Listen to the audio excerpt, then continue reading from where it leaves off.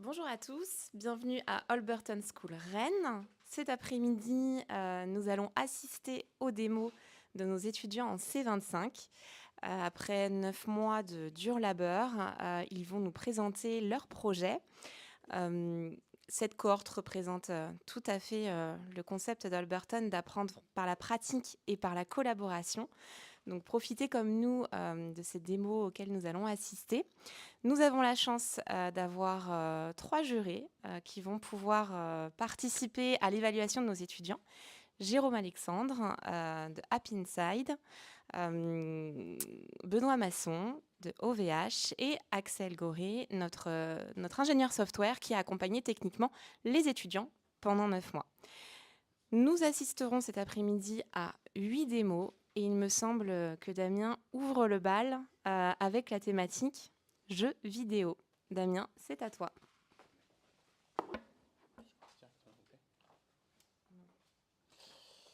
So hello everyone. Today I will talk about my project, and this is Tetris. So first, why I choose this project? I wanted to combine the personal passion with the goal of improving my front-end skills, which is where I had the most difficulties so far. That's why I decided to focus on a game that could be played directly in a browser. And I chose Tetris because I thought it would be an interesting thing to create, especially with the mechanic of the game. So, for the features presentation, the user can create and log into an account using a username and a password. He can read how to play the game and learn a bit about the history of Tetris. He can play the game Tetris, and at the end of the session he can save his score. And then we can also use the leaderboard with a top 10 highest scores and access to our profile. So the technologies I use for my project, for the front end I used HTML5, CSS and JavaScript in vanilla. For the backend I used Node.js and Express, and for the database I used SQLite. So this is the architecture of my Tetris. The front end part in blue is built in with HTML, CSS, and JavaScript for display and interaction. When the player plays or submits a score, the JavaScript sends fetch requests to the backend in yellow, which consists of a Node.js server using Express. And the backend routes under the request interact with the SQL database in red, and then send the result back to the front end for display, and especially for the leaderboard.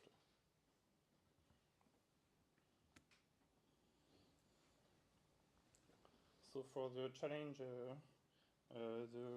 one of my challenge was to mapping each block of the shape of a piece to the correct position on the game, and I had to handle edges, the bottom of the board, and existing pieces.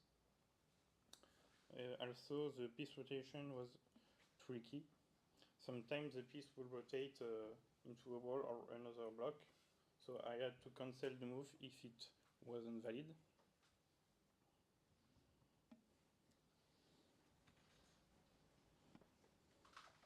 So this is a function of my game. So this is the function detect collision. The function check whether if a Tetris piece will collide, or if placed at a specific position on the game board.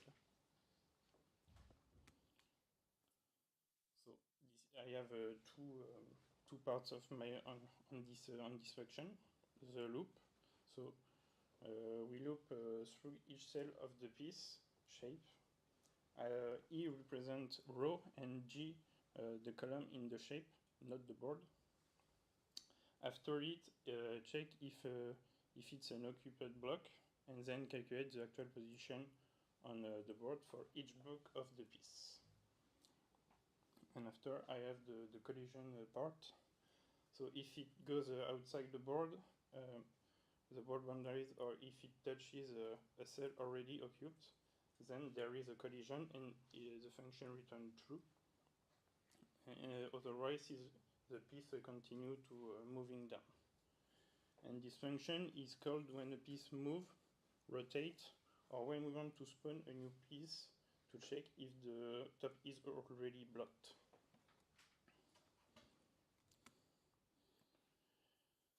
So for the demo live, we will see the connection, the section how to play. We will start a game. We will see the ranking and the profile.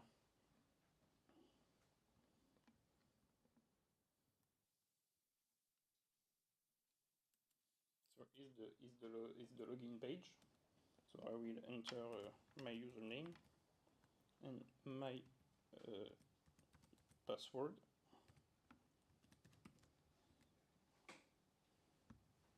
Hop, I'm connected. So this is the game board. Here is the section how to play with the rules, the controllers, and a bit of history of Tetris. Then to start a game, we can push this button start, and the game freezes with the piece. You can rotate, move, and move faster on the button. I can also pause the game or restart directly.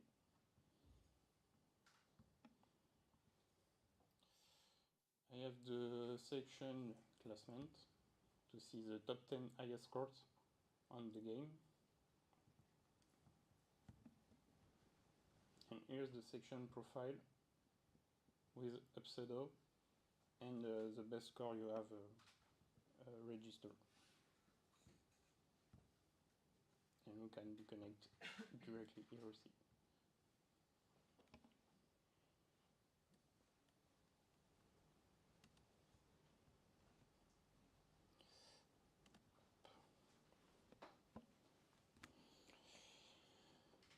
So the next step that I want to add or improvements, I would like first to make the game usable and playable on a smaller screen, like smartphone or tablet. So making it responsive, it's my next priority. I also like to add animation, both for the game and the button. And finally, I want to add the ability to change password from the profile page, since this feature is not implemented yet.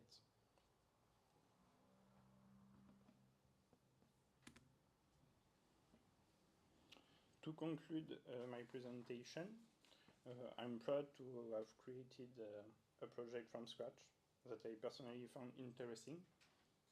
9 months ago, I didn't think I'd be capable of doing it, and today I did it. I still have a lot of work to improve, but I'm happy to have made it this far.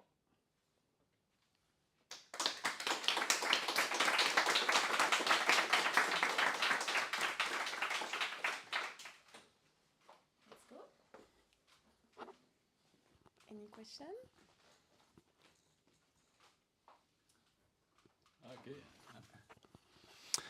Thank you very much for your presentation. That was very clear. There is a storytelling around your Tetris. I like that. And I like your difficulties. You have shared your difficulties during the coding of Tetris. First, this is a famous game, so good. I remember it several years ago. One other thing, I like that you have included your profile and ranking. That's very cool. Perhaps you could have to add some medals or some, okay, you see, to help people to get the first place or the second place or the third place. Probably could be an idea. But thank you for the sharing of your future of the application concerning the responsive, for example. Okay, thank you.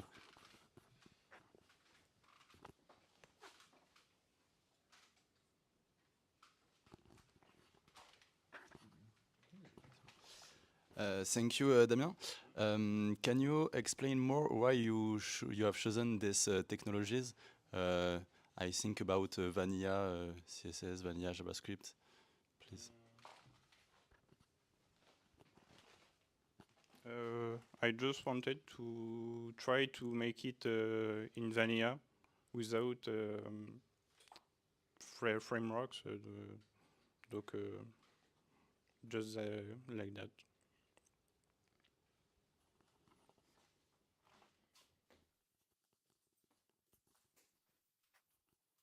Thank you. Just a quick technical question to continue on Axel.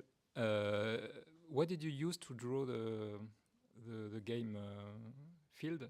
Was it a canvas or is it just plain CSS? Yes. Okay. And I had another question, but first, congratulations for the working demo, because demos do not always work from the from the start. So that's a very good point.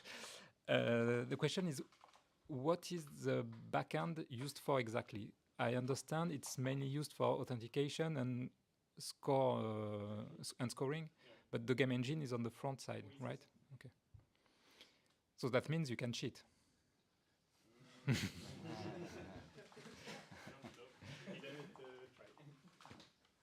I'll show you.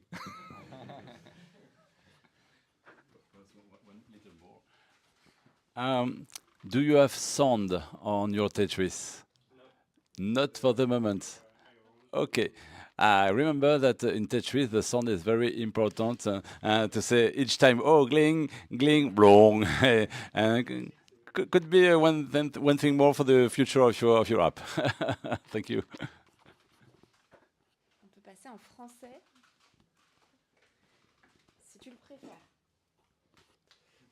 So, what was the hardest part for you to work on? Tu voulais en anglais. Okay. Je pense que là où j'ai eu le plus de difficultés, ça a été un petit peu comme je l'ai déjà dit, ça a été de gérer les collisions entre les pièces, de pouvoir aussi gérer la rotation, parce qu'il fallait que je gère aussi la collision quand je fais la rotation de la pièce. Donc ouais, tout ce qui a été fonctionnement du jeu, ça a été assez dur. Pareil pour storer le design web token, j'ai eu un peu de mal à le faire tout seul. Je me suis pas mal aidé d'internet et aussi un petit peu de l'IA. Donc voilà, ça a été surtout les difficultés où j'ai passé le plus de temps, quoi.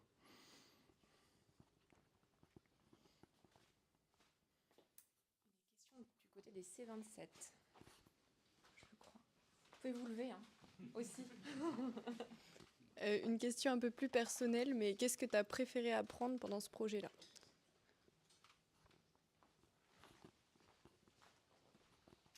Alors, ce que j'ai préféré apprendre, évidemment, ça a été la création du jeu. Parce que c'est ce qui m'a donné déjà envie de faire ce projet-là. Et comme j'aime bien Tetris aussi, j'avais envie de partir là-dessus. Et de pouvoir aussi, en même temps, du coup, m'améliorer sur le Fontaine par cette occasion-là.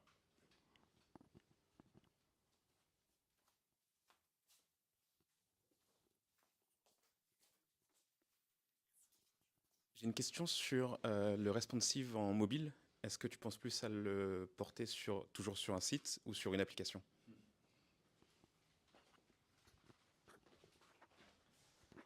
Alors je pensais plutôt le mettre sur un site. C'est vrai que j'ai pas pensé du tout à l'application. C'est à y réfléchir aussi, mais ouais, priorité au site. Anne-Cécile. Est-ce que tu as pensé à, à ajouter des fonctionnalités qui n'existent pas aujourd'hui dans le jeu Tetris, vu que tu es plutôt fan du jeu? Est-ce que tu veux revisiter la version initiale? Alors je n'ai pas encore pensé à revisiter la formule de base, mais j'y pensais par contre. Je sais pas encore quoi, ce que je pourrais ajouter pour le rendre un peu différent, mais peut-être rajouter des nouvelles formes. À voir.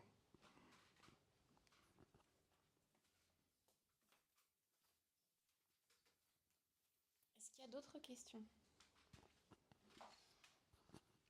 En français, du coup, Damien, au niveau de ta base de données, comment fonctionne l'interaction avec ta base de données au niveau de ton back-end? Est-ce que tu as un ORM? Est-ce que c'est des requêtes en dur qui sont globalement? Est-ce que tu peux nous expliquer comment ça fonctionne, s'il te plaît? Alors en fait, mon back-end est relié à mon front-end avec des requêtes fetch. Et j'ai aussi dans ma database j'ai deux tables. Donc j'en ai une pour le user. Donc ça va venir storer en fait une ID qui s'auto-incrémente. J'ai aussi le username et le password en haché avec Bcrypt pour plus de sécurité. Et l'autre table, ça va être la table des scores. Donc ça va enregistrer en fait les records du user. Et ensuite, ça vient relier avec le score avec le user.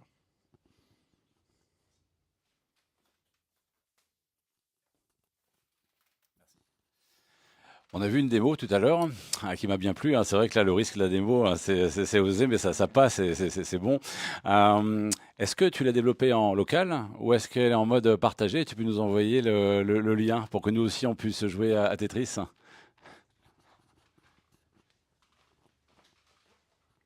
Alors, il est en local, mais via mon GitHub, en fait, on peut récupérer mon projet. Donc, n'importe qui peut le lancer via sa machine.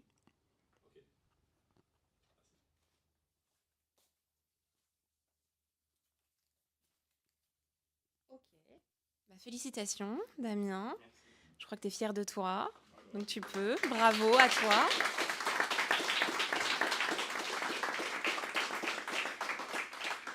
Le premier à passer en plus, donc pas si simple. Hein.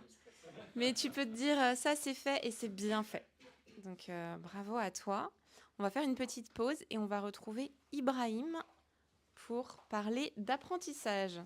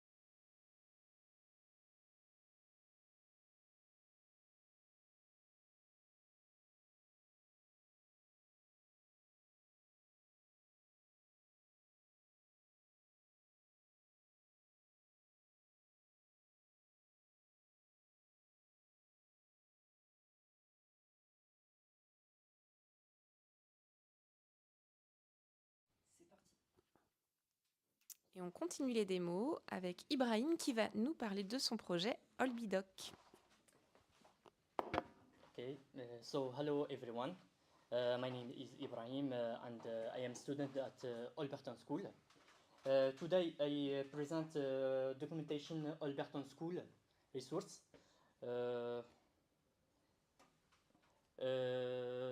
This application I create to help a student like me. The storage behind Olbidoc when I started Alberton, I was hard find clear and organized help. I spend a lot of time sharing searching for resource. Why I create Olbidoc to save time to help other students. What make Olbidoc special? For three reasons. Centralized resource, all materials are in one place. And the second, clear struct. It's easy to find and read the content. And the third is community driving. Student can help improve over time.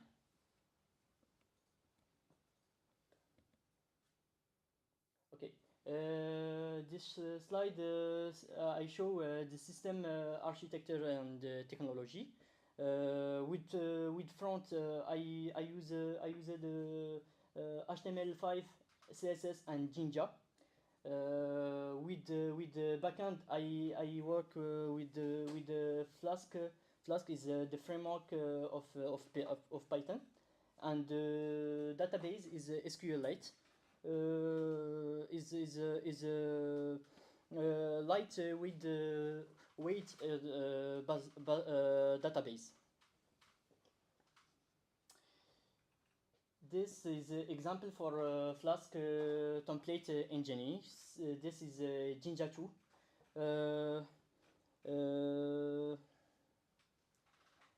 This slide show example for Jinja. I help to mix the logic Python with HTML page. For each courses, it's display an image, title, and description. With link to course pages. With Jinja, we can't create dynamic page with the logic Python condition loop to the HTML. All thanks to Flask and Python. And right now I go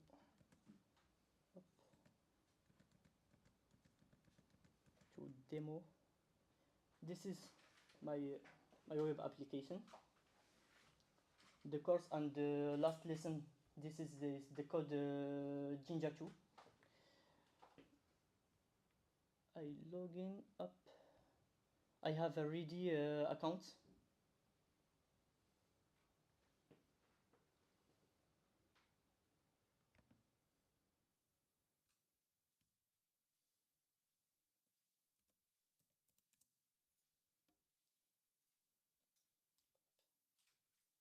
Login.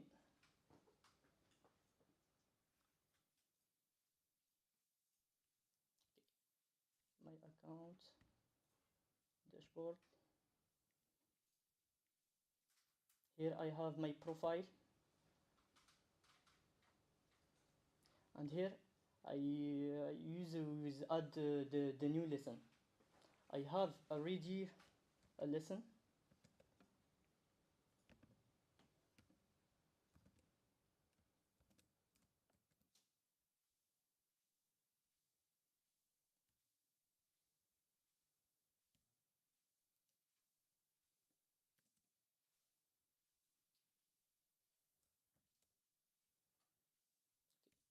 Here I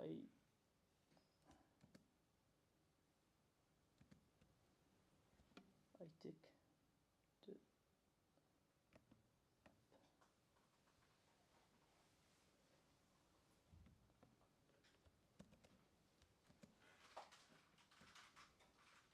the title lesson.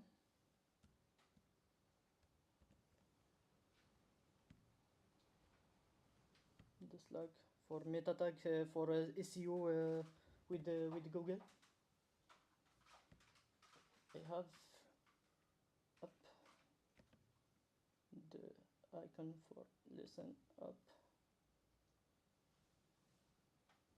and here for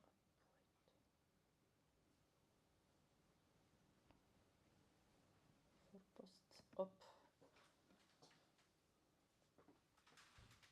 the lesson is good. I go to start learning.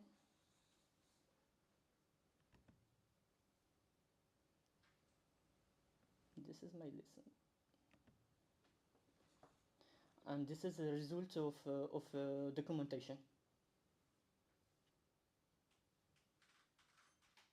with pagination next lesson and preview lesson. Okay, I go up. Future improvement is add a blueprint for organization my code. Add page error. I don't have a page error right now, and add admin panel for control all the application, and deployment with HTTPS for secure the rocket with the user. But thank you for listening. And you have any question?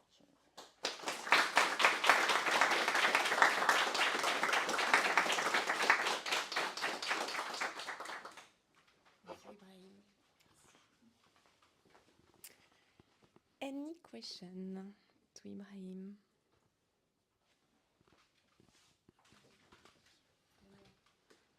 Thank you. I was wondering who writes the resources? Who are expected to? Are the users expected to write some resources and share them?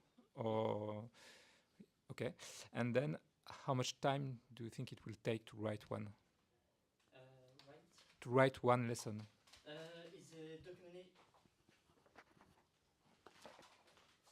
Is the documentation for the exercise of Alberton. I have already exercise and Holby doc is make me the student the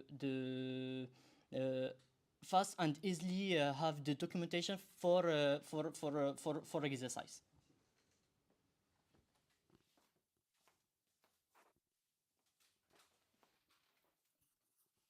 Thank you very much, Ibrahim, for your presentation. Thank you for the live demo. Not so easy because of many information to put inside the lesson. My question is about the format, the format of your lesson, because it seems to be very technical format.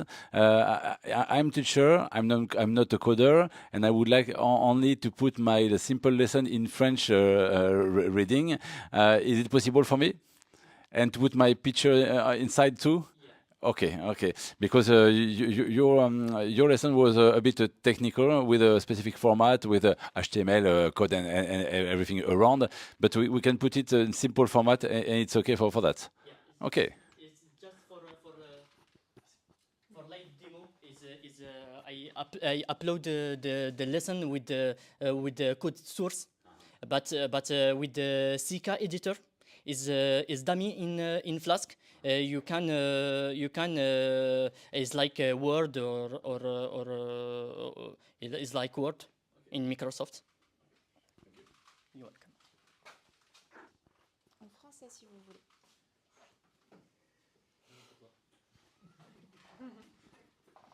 Merci Brahim. Je sais que tu es assez intéressé par le DevOps. Est-ce que tu mets dans les futures améliorations et futurs ajouts, est-ce que tu as déjà pensé au volet justement déploiement, ou alors c'est vraiment au stade embryonnaire, ou est-ce que est-ce que tu peux nous en parler plus si tu as commencé à te renseigner sur le sujet? Je suis commencé à en renseigner sur le sujet de DevOps. Ce qui fait là, le blueprint Cette méthode de organiser l'application, il aide dans les pipelines CI/CD pour avoir les mises à jour plus faciles. Et comme ça, là, le projet il est commencé comme ça, mais après, dans le deployment, j'ai prévu avec Jenkins faire des mises à jour au fur et à mesure l'application et la plateforme.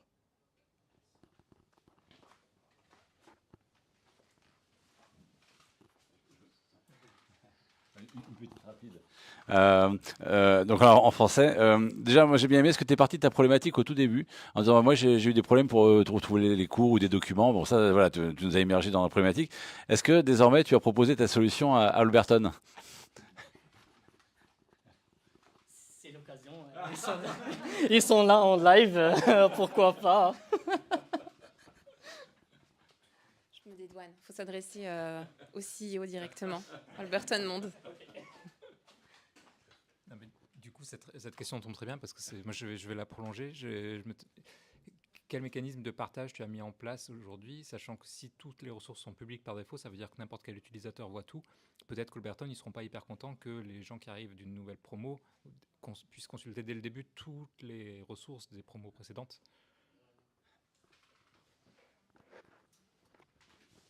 Dans la documentation que j'ai publiée, il n'y a rien de Alberton exercice. Il y a ce qu'il faut, les commandes et les ressources, ce qu'il faut pour les exercices.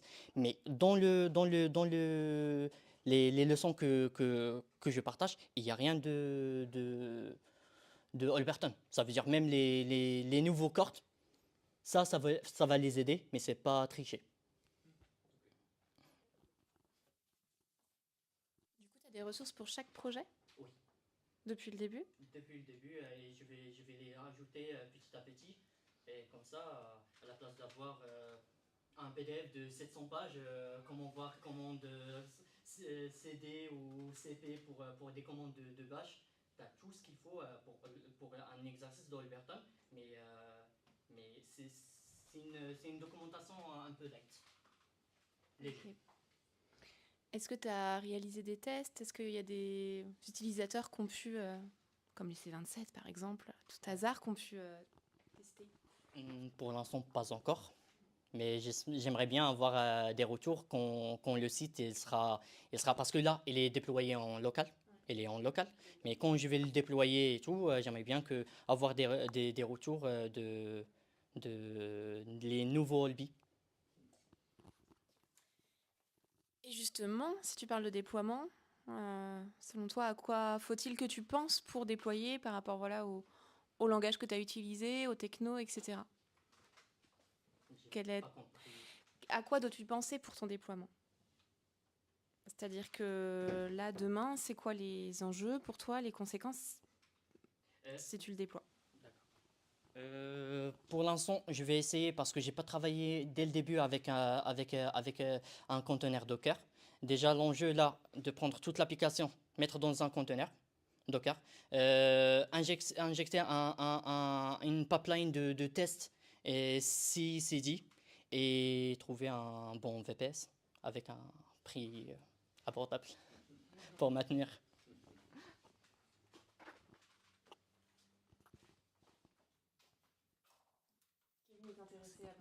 J'ai une question sur les posts. Qui est capable de poster? Et si une autre personne que toi est capable de poster, as-tu pensé à un type de modération, histoire que tout et n'importe quoi ne soit pas publié?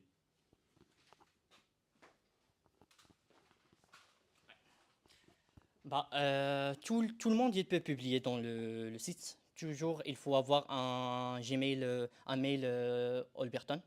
J'ai fait ça dans le code.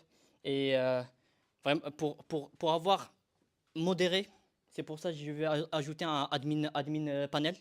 Ce que j'ai dit, comme ça, j'ai la main sur qui partage et qu'est-ce qu'on partage. Parce que vraiment, apprendre des exercices comme ça, partager, c'est de la triche, ça se fait pas. Mais si tu partages des informations, une documentation qui est bien et propre, pourquoi pas. Mais tous les Olbi de Alberton France, ils sont bienvenus dans mon application. Oui. ta condition, c'est un mail Alberton. Oui. Bah, pour l'instant, je vise la France et après le monde. Parce que le monde, il faut avoir une base de données solide. S'il y a 1000 personnes, parfois les checkers dans le monde, ça crache. C'est un peu compliqué. Il faut des ressources pour viser un peu mondial.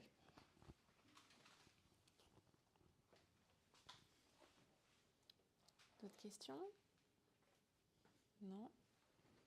Très bien, merci encore Ibrahim.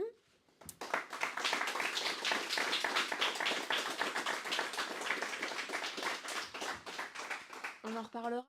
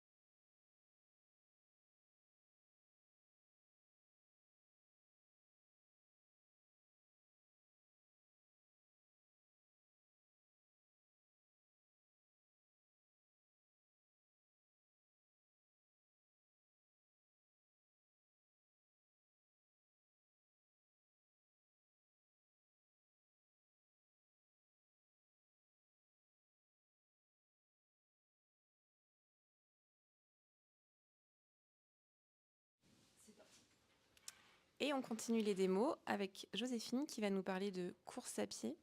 Force est de constater qu'on en a entendu parler pendant 9 mois jusqu'à réaliser un marathon. Donc c'est assez naturellement qu'elle va nous parler sport.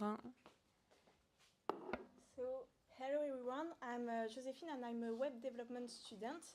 I'm going to present my portfolio project, Preparo. I'm passionate about running and I often prepare races. Given the number of apps available, such as training plan, nutrition tracking, and statistic tracking, I decided to create an application that combines several features. So, Preparo means to prepare in Latin, and this reflects the main objective of the application, the preparation for a race. The app offers a 4 training plan, so we have different distances, such as 5 kilometers, 10 kilometers, 21 kilometers, and 42 kilometers. The user must be logged in or registered to the applications to be able to have the training program. And each user has a dashboard personalized with statistics to see their energy and the advance in the training plan. So I'm alone on this portfolio, and I could have a think of the architecture of the application, and I try to minimize the functionality for the MVP. So for my technical architecture, we have a front end, a back end, a database, an API, and a security with authentication with a GWT token with a secure cookie. For my backend, I used Node.js because I'm mostly front-oriented. So I choose to use Node.js because it's JavaScript, and I was curious to see how works a server in backend with JavaScript. I use Express because it's much simpler for the API and the connection. For the database, I used PostgreSQL with ORM Prisma. It's simpler too. And for the injection, we can do it with Prisma, with JavaScript, and not SQL. And for the front end, I use only HTML, CSS, and JavaScript. My key features, so it's a program for runner and different levels and goals. So as I said, there are 4 distances.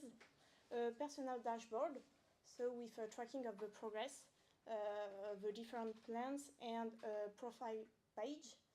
And nutritional advice. At each session, we can mark as complete or incomplete and have a nutritional advice and give a feedback to see the advance of the training. So we are going to see the application. My application is like that. It's the first page, so we can discover the programs. We have a view grid and a carousel with the different distances, like that. We can see details, for example, the marathon, with all the session, the objective, the duration and the time of each session, like that. We can begin the program. The connection, the user must be logged in. So for example, I use my mail, but we can create an account. I'm connect myself, and up. It's already begin. So the program is in the dashboard. So we have all the session completed, the session, the minutes of training, and the energy. So it's like that. We have all the programs selected, marathon here, with all the session. We can so begin a session. It's here, and it's like that. And the nutritional advice here. And the feedback here. So the statistic in this page with 2 diagrams. and the profile page. And the information can be modified. And the program, if I want to, I don't know, run 5 kilometer, I can, and it's the same. And I disconnect myself here.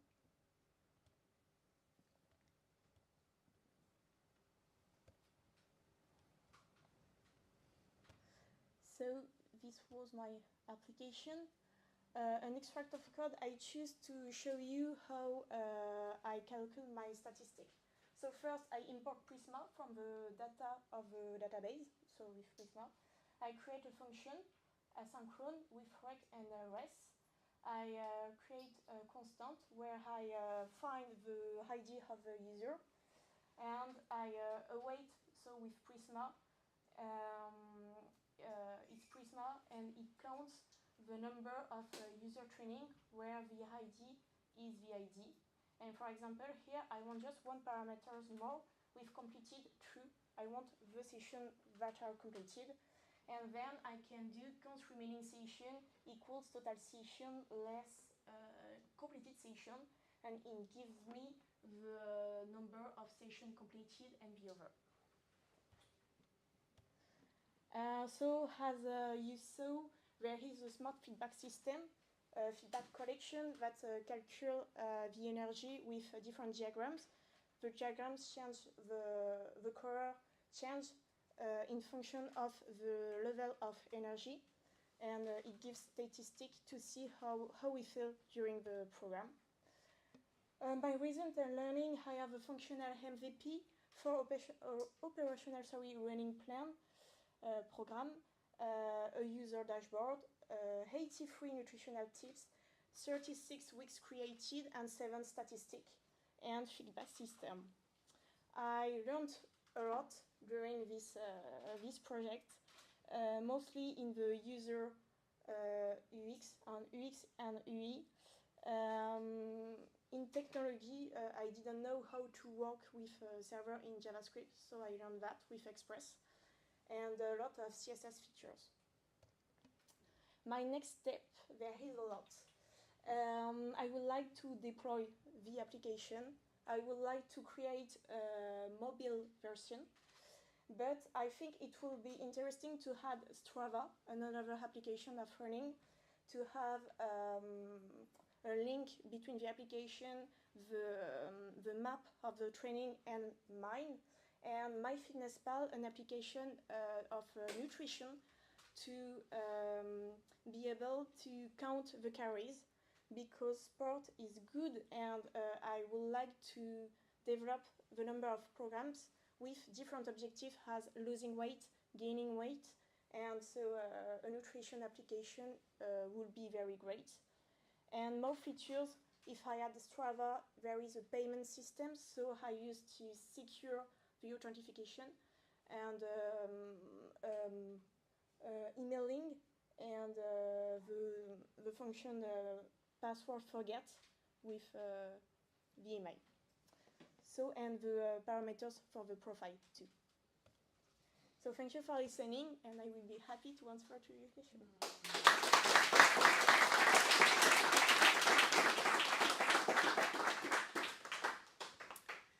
Thank you, Joséphine. Congratulations. Do you have any question?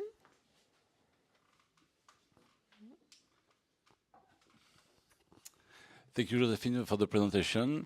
Very interesting. Your dashboard is very rich, many information presented on the dashboard, so congratulations for that. It seems a Garmin dashboard. We are not so far, so good job for that.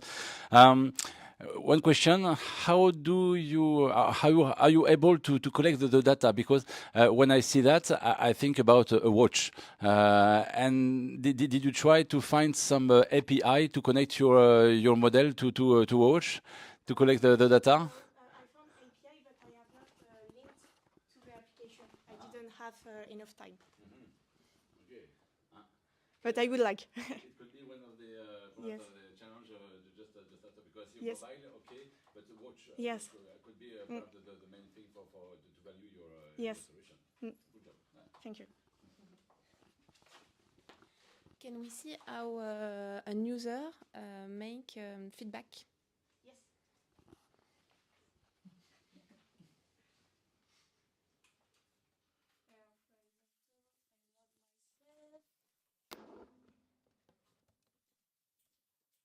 Up. And feedback, for example, here I begin. I have to do the session to add feedback. My nutrition tip here and my feedback. So this is it, like that. I have three levels, three labels. And for example, great and send and is here. Okay, thank you.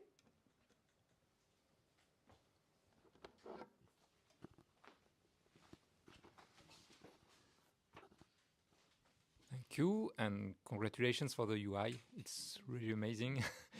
I was wondering what technologies or frameworks or libraries you used to design the front end part. Just vanilla CSS, HTML, and JavaScript. Not even a CSS lib. No, I just use Chart.js for the diagrams, but it's all. So all CSS is Yes. handmade and HTML too. Yes. But I tried to learn React at the beginning, but I hadn't enough time to have a good knowledge of React, so I prefer to improve CSS and JavaScript and be sure of what I'm doing. En français, si vous voulez.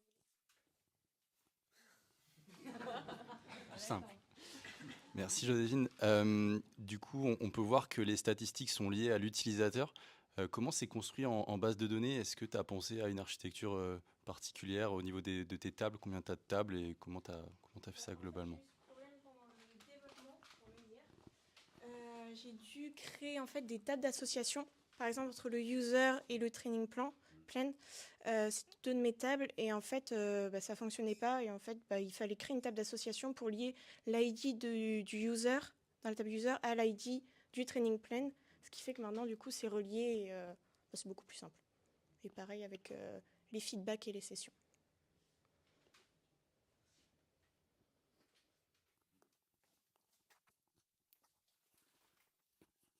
Alors là, quand même, Joséphine, tu rentres dans un marché très concurrentiel. Tout de suite, là, il se passe beaucoup de choses là, sur ce genre d'application. Comment tu t'es inspiré justement pour aller chercher des dashboards aussi bien ficelés, quoi? En fait, j'ai regardé. Non, t'inquiète pas, tu peux commencer. En fait, comme j'utilise beaucoup ces applications, je savais les informations que je voulais et je me suis vraiment posée dans le profil de l'utilisateur qui en avait besoin. Et c'est vrai que quand j'ai préparé mes courses, comme j'ai dit au début, en fait, j'avais plein d'applications de partout. Genre, j'allais sur Decathlon Coach ou Runkeeper, du coup, trouver mes programmes. Fallait que je suive aussi mon alimentation, fallait que je cherche ailleurs, plus des vidéos, plus Strava, plus la montre. Je me suis dit, ce serait bien de tout regrouper en même temps, enfin, d'essayer au maximum et de vraiment avoir accès au training plan et avoir mon suivi d'énergie. Parce que les stats, je trouvais que ça manque des fois un peu de côté personnel et on ne sait pas trop ce que ça veut dire. Et c'est plus sur la performance que comment on se sent. Donc j'ai préféré faire ça comme ça. Et après, pour le design du dashboard, je me suis beaucoup inspirée en fait de tutos. Parce que comme je suis passée de React à HTML, CSS, j'ai regardé plein de vidéos et je me suis dit, c'est ce style que je veux. Donc après, j'ai tout modifié un peu au dernier moment en front et j'ai fait ça comme ça, quoi. Et du coup, c'est beaucoup les tutos de voir et de me dire. L'application est là pour agréger plein de services qui existent aujourd'hui. C'est ça. Je ne sais pas si tu en as parlé au tout début de ta problématique, ou je suis peut-être passé à côté. Si, oui, mais c'est pas grave. C'est ça, donc effectivement, c'est là-dessus où tu innoves, peut-être justement, c'est que tu arrives à centraliser toutes ces informations-là sur une seule application et voilà. Et ça prend tout son sens. Ok, super. Ouais. Merci. Moi, j'ai une question par rapport au programme. Tu as 4 programmes opérationnels. J'ai peut-être pas saisi au début l'utilisateur. Est-ce qu'il doit mettre son objectif? Par exemple, je veux faire le marathon en 4 heures, voici le programme. Ou bien est-ce que les programmes, en fait, c'est quel que soit le niveau de performance du runner?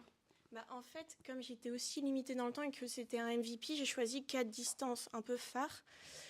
Mais c'est vrai qu'il y a la question du temps qui se pose. Donc ça, ce serait pour la suite d'intégrer plus de programmes avec un marathon en 4 heures, en 4h30, en 3h30. Et donc, c'était pas pour tout de suite. Et je suis partie sur vraiment des programmes basiques pour tout niveau. ou celui qui, il n'y a pas trop de niveau de temps, c'est vraiment des instructions, faire 40 minutes en EF. Et par contre, c'est après à l'utilisateur de se dire, bah, mon EF, c'est environ 7 par kilomètre, tu vois, par exemple. Donc, je suis partie sur vraiment un peu générique au début, pour après, dans la suite, par contre, être plus spécifique dans mes programmes et dans le temps. Donc les programmes, tu as écrit.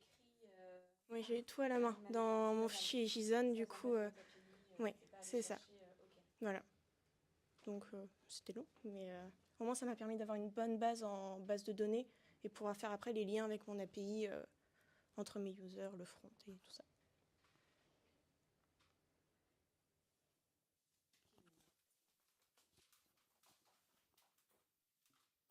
Tu nous as parlé de la dévolution, donc du coup de mettre un horaire sur tes temps. Est-ce que tu as déjà d'autres évolutions en tête ou... Oui, comme je disais, du coup aussi avoir des objectifs, admettons, de perte de poids. Merci beaucoup. De perte de poids ou plutôt prise de poids, pour après lier ça en fait avec une application où tu peux compter tes calories. Donc je trouve que c'est intéressant aussi parce que beaucoup de gens font du sport au début pour ça, et donc de pouvoir aussi avoir un objectif remise en forme ou ou perte de poids, admettons, dans un programme, et donc pas lié sur la performance ou le nombre de kilomètres, mais plutôt dans le cas d'une remise en forme, quoi. Donc ce serait bien, plus des calculs justement d'IMC, vraiment élargir aussi le profil de l'utilisateur.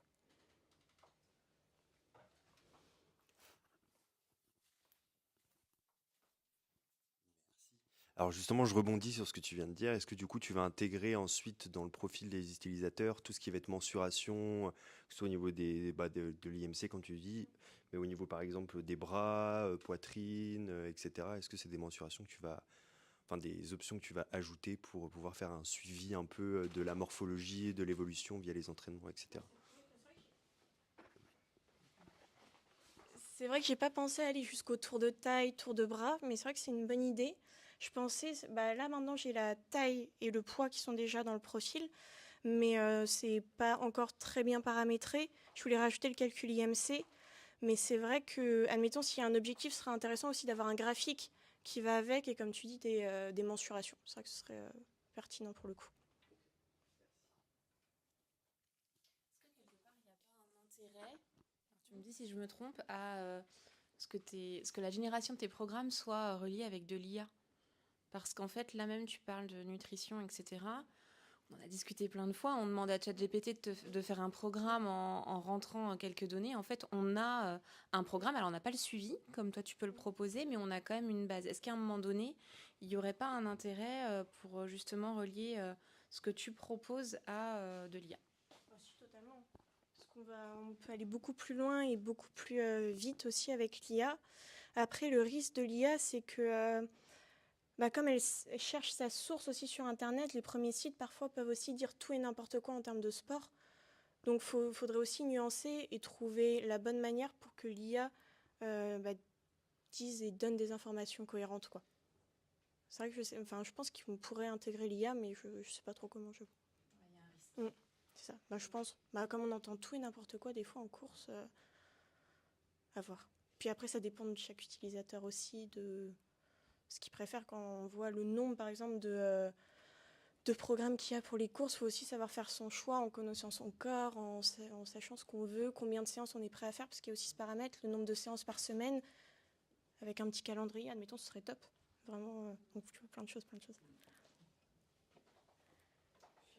une dernière question. Est-ce que tu as une volonté de créer une communauté? On pourrait se dire, voilà, moi je suis Arthur, j'ai un profil, je peux voir les performances de Joséphine, et puis ça me challenge, et puis ça se trouve, on a fait une séance ensemble, donc voilà. Est-ce que tu as un objectif de créer une communauté ou même cette partie GPS qu'on peut voir sur d'autres applications? Ce serait plus GPS, et avec la map, la partie communauté, comme Strava l'a déjà beaucoup, c'était pas dans mon objectif principal, ou même dans le futur, c'est pas forcément, comme ça existe déjà et que c'est un peu la référence, non pas qu'on puisse pas faire une autre application qui concurrence, mais je voulais vraiment une application pour moi et sans forcément les autres. Enfin, c'est vraiment mon application, un peu comme certains ont, par exemple, dans la maison, le ménage, c'est une to-do list. Moi, c'était vraiment ça, mais avec le sport, où par simplicité, j'ai tout sous la main, je perds pas de temps, j'y vais et c'est simple, quoi. Et c'est mes stats à moi que personne ne peut voir, tu sais, le poids, parce qu'il y a toute cette question qui se pose aussi sur le profil, du coup, les autres, est-ce qu'ils peuvent avoir accès, enfin, du coup, c'est plus, ça me semble plus, pas plus compliqué, mais c'est d'autres paramètres, du coup, à envisager, et voilà. Pour aller dans le sens de Louisa, il y a une application qui fait ça très bien aujourd'hui, vous connaissez tous, c'est Duolingo. Et Duolingo, en fait, permet de pouvoir finalement se challenger avec les autres pour pouvoir atteindre et garder des classements. Donc ça peut être aussi un enjeu d'utilisation de ton modèle. Souvent, quand on se challenge, on est dans le sport, hein, on a affaire à des challengers là aussi, hein, ils veulent faire du scoring, ils veulent arriver les premiers. Et ça peut être intéressant de faire une analogie avec Duolingo, sur la partie sportive peut-être, en tout cas pour valider une utilisation récurrente de ton application. Souvent, les applications sont fabuleuses, elles présentent tout ce qu'il faut, mais les gens n'y vont pas. Pourquoi ? Parce que justement, il n'y a pas cet enjeu de gamification. Et aujourd'hui, Duolingo, son succès, à mon avis, il le doit justement à ces challengers qui se challengent à travers le monde. Voilà, ça peut être un exemple. En tout cas, ce que je retiens, c'est qu'on a plein d'idées à te donner, Joséphine. Donc, le panel est grand, ouais, mais tu nous as vraiment voilà, proposé un beau projet. Donc, encore bravo à toi.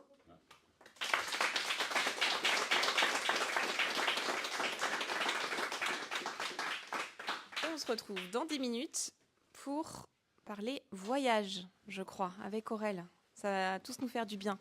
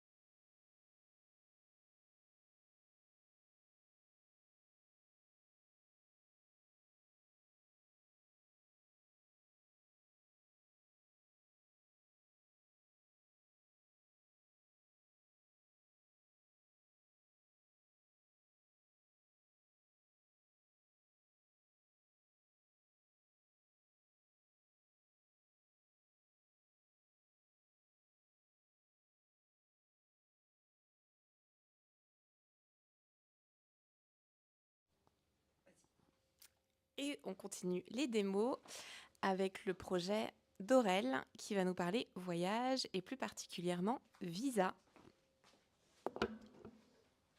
Hello, so I'm here to present you my portfolio project, which is the project of this year of learning the fundamentals of web development. As you can see, the application is called Visa. It's an application that allows its user to easily find the requirement for the visa across multiple countries. My name is Aurel Perilla. I'm a student in retraining at Alberton School in Rennes. I used to be a chef working long hours in the kitchens. What drew me to development is the combination of problem solving and creativity, plus the opportunity to work remote job, which was definitely an attractive factor. As a seasoned traveler, I went through the process of finding a visa many times around, and I know it can be quite tricky sometimes for a few reasons. You might be spending hours of researching information across multiple platforms. Sometimes you find pieces of information, sometimes it's outdated, sometimes it's confusing, and it's quite difficult to find many information in the same place. So Visa is the solution. It provides a centralized platform with a simple search interface with real-time and reliable data. For the stack, on the front end, I use CSS, HTML, JavaScript, and Bootstrap. The backend is made with Node.js and Express. For the database, I used MongoDB with Mongoose ODM. GWT for authentication, also an external API for the visa requirements, and for the test I used Postman. So live demonstration. Check. Okay, so this is the application. The first thing we can see is the quick search option here, section, with the drop-down menus. You can choose between 10 countries for now. So let's say France to start. We can go to Italy. Check. We can see now that we don't need any visa to go to Italy. If we choose another destination, for example, Australia, there we need a visa, but we can get it on arrival or get an e-visa if you prefer. And if we choose United States, then we need to get the visa before even going to the plane. Now you can see there is a few options there, more detail or add to favorites. If you want to add to favorites, you need to be logged in. So if we click on it now, it just redirects to the login page, but we'll see that later. Up. So the view detail, it switched to the advanced search page. For now, the search parameter doesn't come to this page, so you have to do the search again, but it was just the same. Up. Check. There is a few options there, but they are not implemented yet. It's just for later. Same for the history. Up. And if we come back to the main page, if we go down a little bit, we'll see that there is a few sections. There is a stat section with these numbers are added dynamically with the API, except the last one. And next section will be how does it work, with a simple explanation. Now we can explore the register page. Here you can register yourself with a simple form. There is I added some strengths, passport strengths, colors, so you can just see how strong is your passport, the passport. Then once you have an account, you can go to login. Check. Up. And will redirect to the main page. And now you can see that there is a new option there. You can see your name and your profile and the favorites. So now if we do a search again, check. We can now add it to the favorites. And it doesn't appear straight away, but if we reload the page, we'll see it added here. And if we check on the favorite page, we can see it's now added right here. And if we want, we can also delete one, no problem. Check. Okay. Moving on, there is a profile section. Simple form again. I cannot add a picture yet. There is an option to change the things, but it's not implemented yet. It doesn't work. If I try to make a change, it just say this, but it doesn't register it yet. But later it will come. Up, and now we can log out and come back to the presentation.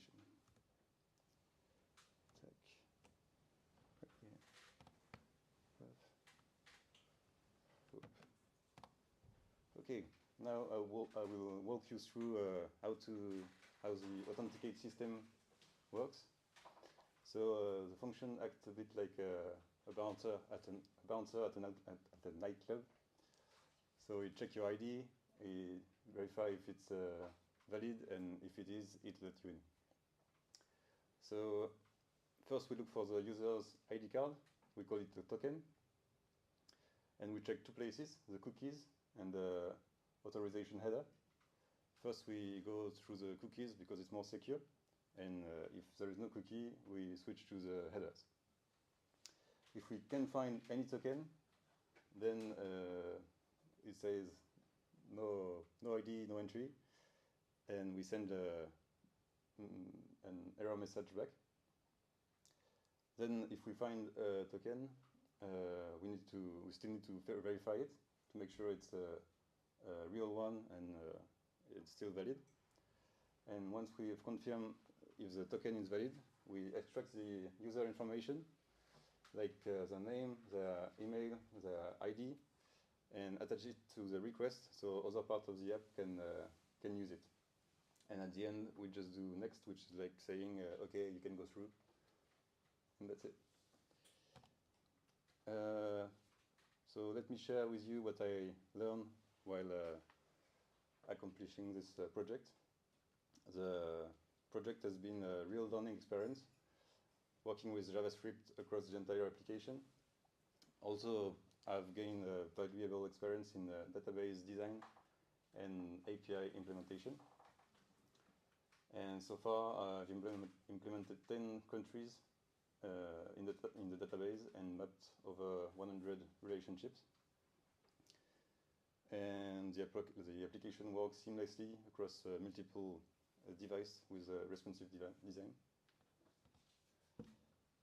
When setting up the application, I went across a few issues.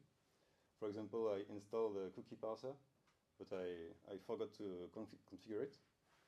So a few weeks later, when I was on the front-end part and I was trying to log a user, it worked, but as soon as I changed page, I lost the connection. So I looked everywhere, spent the full day modifying stuff and trying to figure out what was going wrong, and in the end it was just a little line I needed to add in my app, so that's it. And similarly with the layout, I didn't know I needed to use a middleware to use the layout, so I had to spend a bit of time to figure it out as well. So there is still a lot to be done, but the next thing I want to implement are linking the quick search to the advanced search, like we saw in the presentation before, and adding a few advanced description and advices for every visas. Also, I'd like to add an history for every users and implement a language switch between French and English with I-18 next, probably. Thank you for listening. Do you have any question?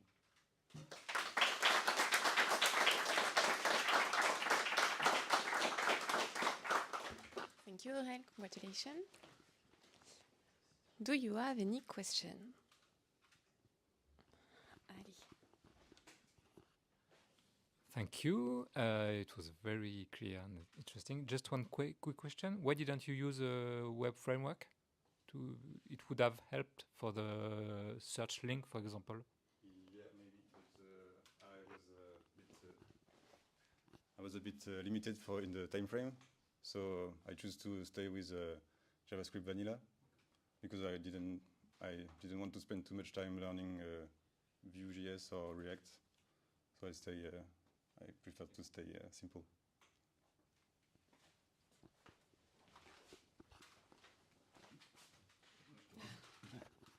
Thank you for the presentation and the solution. One thing, technical question. Why did you choose a NoSQL solution as a MongoDB?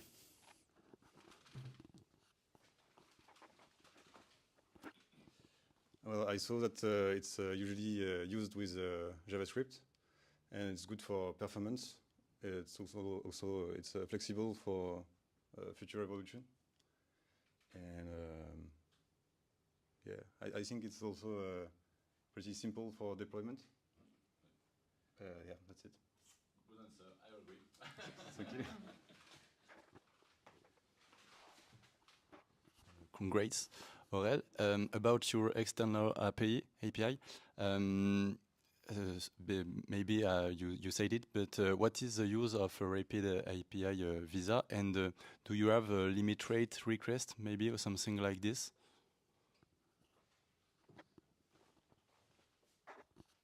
The API provides all the visa requirements. That's what says that from this country you need a visa or not. And sorry, what was the other? Do you have a limit rate? Yeah. It's freemium. I have 600 requests per month, and then I need to pay for more.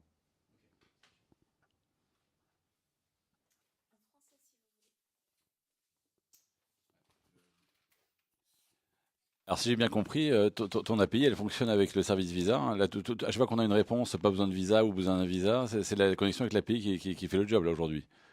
Ah, ça c'est super. Ça déjà, ça t'es allé au bout de ça. Je sais que c'est du boulot, donc bien joué. Autre chose, ça c'est plutôt une recommandation. Tu nous as parlé de pas mal de boutons qui ne fonctionnaient pas. Ou tu vois, à un moment tu mets français ou anglais, langue préférée. Et ma question après c'était de me dire, bah tiens, est-ce que ton application fonctionne en anglais? Et après tu nous as dit que non, hein, je crois. Hein. Donc en fait, sur un MVP, tout ce qui n'existe pas, on le fait pas apparaître. Tu vois, même pour ta démo, ça te paraît, ça t'oblige à te justifier, à dire ça existe, mais en fait ça marche pas. Et en fait tu altères tout ce qui fonctionne au travers de ça. C'est une recommandation pour la suite. Moi, je vois des démos toute la journée de plein de choses et en fait, on ne montre que ce qui est parfaitement opérationnel. Même s'il y a très peu de choses, ça marche. Et tout le reste, c'est le futur. C'est ce que tu proposes justement à la fin. Et justement, c'est à la fin que tu nous dis que bientôt, elle sera en anglais, que tout ça. Voilà. Juste pour la suite, on ne met que ce qui fonctionne et ce dont on est sûr aussi pour la démo live. Mais encore une fois, la démo live était limpide et on a tout suivi. Ouais, merci pour ça. Ouais. On ne serait pas allé vérifier, tu vois, par nous-mêmes que si on modifie, est-ce que ça enregistre vraiment? Donc, ne tends pas le bâton pour te faire battre. Moi, j'avais une remarque question. Je trouve que ton appli, elle est très belle. Les visuels sont bien choisis, c'est joli. Comment tu t'y es pris justement? Est-ce que ces visuels-là, tu peux les utiliser? Les photos, tu veux dire? Ouais, les photos. Et puis, voilà, pour... Il y a beaucoup de choses qui viennent de Bootstrap, qui proposent déjà tout plein d'icônes et de boutons déjà préfaits, quoi. Donc ça, c'était une simplification aussi pour gagner du temps. Et les images, je les ai trouvées sur une banque d'images gratuite sur Internet. Donc, très simple. Voilà. Ok, en tout cas, de très bon goût, je trouve. Merci. Et pour le prolongement de Wizard, peut-être que ces images-là, tu pourrais les intégrer en fond application. Oui. Quand on fait des recherches, en filigrane derrière, elles sont là, quoi. Et dès que je mets Japon, bah, j'ai un filigrane du Japon. Dès que j'ai Londres, j'ai un filigrane. Et vraiment les valoriser. Là, on les voit bien sur ton slide, on en profite, hein, c'est chouette. On pourrait peut-être aussi en profiter sur ton application qui apparaît en filigrane suivant les pays choisis. Oui. Ça peut être aussi du bonus pour la rendre immersive, hein, finalement, au travers de ça. Ouais, ça pourrait être très sympa, carrément. Bon, j'ai peut-être pas tout saisi, mais là, tu as 10 pays qui sont représentés. Qu'est-ce qui t'empêche, alors avec un objectif, je crois, à la fin, tu nous as mis que c'était 100 pays. Non, pour l'instant, il y a 100 relations, parce que c'est 10 pays avec 10 destinations, 10 origines, 10 Ok. destinations, donc ça fait 100 possibles. Ok. Qu'est-ce qui t'empêche d'en rajouter plus et rapidement? Enfin, c'est quoi la difficulté aujourd'hui que tu rencontres pour en avoir plus? Il n'y a pas vraiment de difficulté. En fait, c'est juste que, comme je disais avec Axel, j'ai 600 requêtes par mois. Et donc, je préférais me limiter à 10 pays. Comme ça, je suis tranquille. Tu veux pas payer? Pas tout de suite. Peut-être si un jour c'est rentable, je veux bien payer. Mais pour l'instant, voilà. Ça aussi, c'est la bonne approche. Verser le premier centime quand ton premier centime est rentré en chiffre d'affaires. Là, on est bien. Kevin. Pour le choix de l'implémentation des pays, les 10 premiers que tu as choisis, comment as-tu choisi ces pays? Et dans le but, imaginons, dans un monde magique où tu as le droit à autant de pays, comment tu choisirais les pays suivants et pourquoi cet ordre?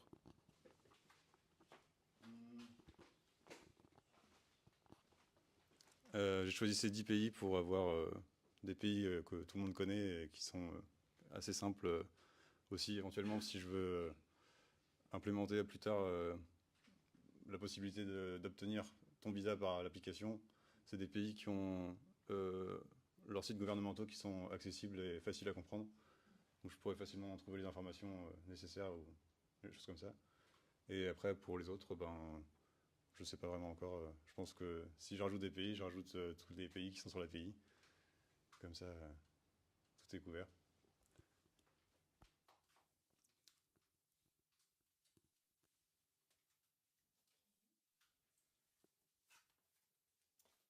Eh bien, merci Aurel et encore bravo.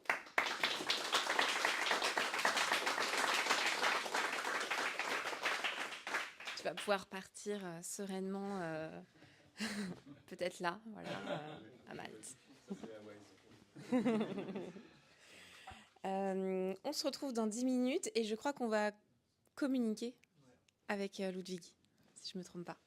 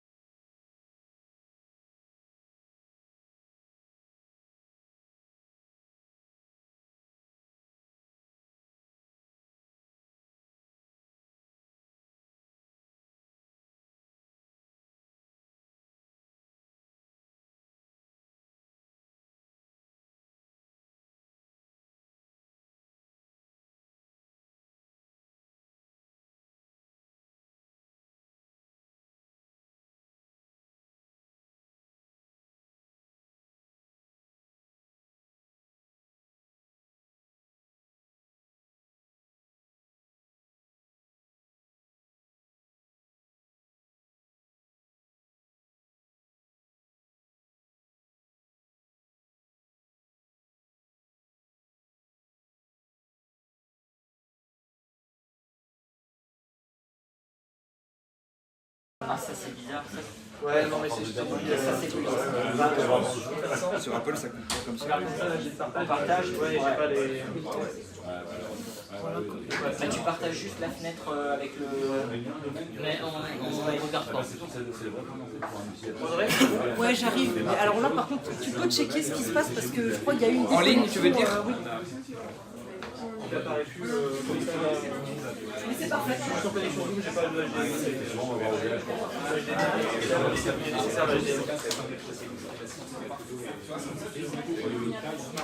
Non, mais là, pour moi, c'est bon.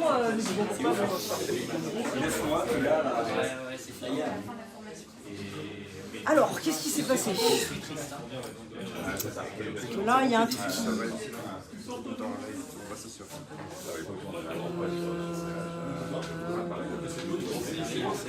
Non, mais c'est bizarre parce que là, il y a...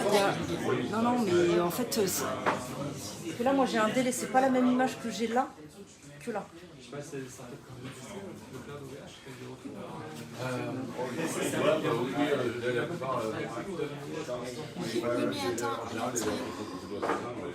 Non, mais parce qu'il y a eu une fausse manip et quand on a fermé l'application, ça a tout coupé. C'est un lupus.